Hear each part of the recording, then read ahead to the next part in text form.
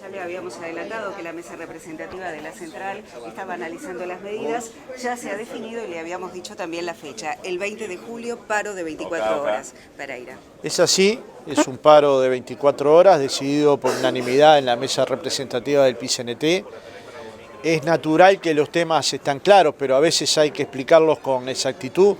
Una parte tiene que ver con los convenios colectivos del sector público y el 0% de oferta para la mayoría de los mismos y un porcentaje para la educación que no fue aceptado, pero sobre todo por la metodología en la que fue discutido el tema salarial. Pero hay temas más de fondo en el tema educativo que tienen que ver con la creación de cargos para que efectivamente haya auxiliares en las escuelas, con la regularización de las contratadas por comisión de fomento, que son trabajadoras que cumplen una hora más de labor, pero cobran un porcentaje bastante menor que el resto, para que ningún director cobre menos que un maestro. Es decir, hay temas que tienen que ver con política educativa, con una educación de calidad. Acá no hay exclusivamente un planteo corporativo porque se podría haber continuado con el convenio anterior. Acá también hay un problema de cómo se atiende a la educación pública en todos los contextos. Y eso requiere tomar decisiones, que es aumentar el presupuesto educativo, ¿verdad? Un segundo aspecto tiene que ver con un conjunto de normas que el PICNT apoya fervientemente. Una tiene que ver la ley de empleo para personas con discapacidad, otra con un fondo de insolvencia patronal que cubra para el caso de despido los haberes, me refiero al salario, a los aguinaldos, a los despidos. Una tercera que reglamente el convenio 158 de la OIT, que para despedir haya una causa justificada.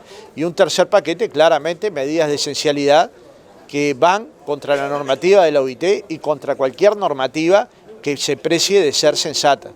Una medida de esencialidad no puede limitar todos los servicios, porque si no es limitación del derecho de huelga. Y esto es lo que ha sucedido en el caso de ANCAP y lo que pudo haber sucedido, y de hecho se intentó aplicar en el tema de la educación. Entonces creemos que este no es el camino. Ahora, en el caso de que la esencialidad se aplicara para el caso de ANCAP, si se tomaran sanciones o se aplicara, el movimiento sindical facultó al Secretariado Ejecutivo para asumir de inmediato una medida que quedó postergada, que fue la del 29, que no se va a realizar.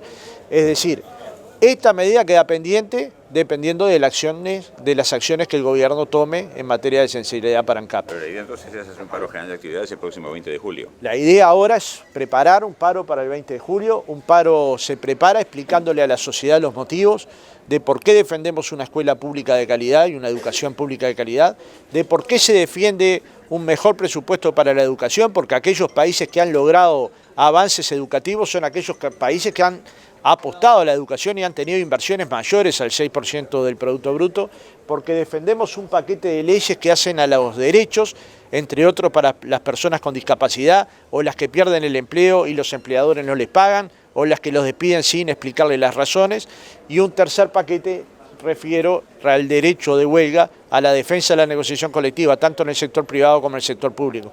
Imaginen que cualquier convenio en el sector privado demora entre 4 y 6 meses para llegar al convenio colectivo y acá hubo menos de 10 días de negociación. Yo me pregunto si este es un formato sensato para negociar colectivamente, en el caso de la educación, para 60.000 trabajadores, en el caso de la administración central, para algo más de 40.000 trabajadores. Parece claro que no. Y la respuesta del movimiento sindical tiene que ser contundente en el sentido de construir las condiciones para que los actores políticos y en particular el Poder Ejecutivo reflexione y convoque de inmediato a los sindicatos a negociar y a retomar un camino que posibilite acuerdos. Y si no, lucharemos, y las luchas siempre tienen estas cosas, ¿no? Por suerte el movimiento sindical discutió varias horas, pero asumió estas posiciones unánimemente. Al ser el 20 de julio un paro general de actividades, es importante consignar que el transporte va a parar ese día, adhiere y para. Nosotros vamos a tratar de parar todos los trabajadores de todo el país, de todas las ramas de actividad.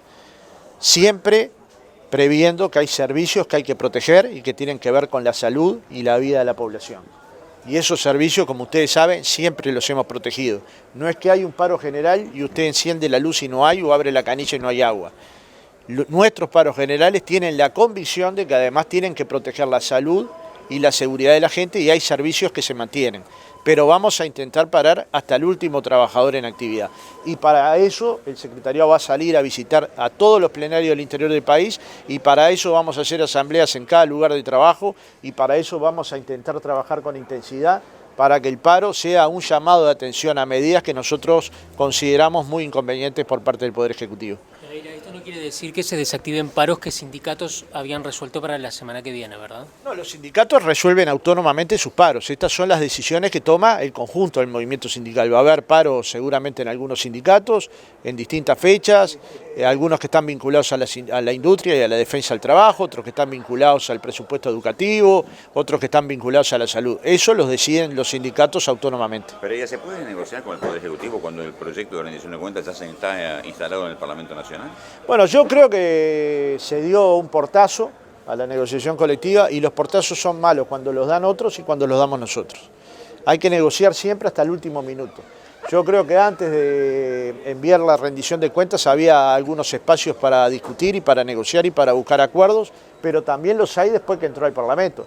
Por ejemplo, el Poder Ejecutivo tiene opciones de negociar y enviar mensajes posteriores al que ya envió, o revisar alguna de las políticas que ha presentado en el proyecto de rendición de cuentas y tratar de atender algunos de los planteos del movimiento sindical.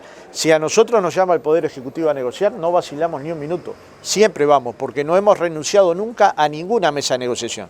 Ni vamos a renunciar si nos convocan a ninguna mesa de negociación. Pero ya tiene que ver con esto que estamos sobrellevando. Pero ¿qué pasos quedan por dar en el tema del servicio médico de ANCAP cuando la Asamblea persiste en no querer que eso pase al FONASA y que aparentemente podría desencadenarse otro conflicto, pero ya los tiempos se van cumpliendo y los plazos obviamente van cayendo y seguramente el próximo fin de mes ya esta caja de auxilios pasaría directamente a la órbita del FONASA? Bueno, este es un tema que lo tiene que analizar y profundizar la Federación ANCAP, ¿no? Nosotros vamos a ayudar, y como lo hemos hecho, intentando generar propuestas que generen satisfacción en los trabajadores, pero naturalmente es un tema que lo tiene que resolver la Federación ANCAP con sus afiliados y ha resuelto no aceptar esta propuesta. Veremos cuál es el camino que la Federación ANCAP asume, ¿no? Muy bien. Bueno, gracias por tu tiempo, Pereira. A las órdenes.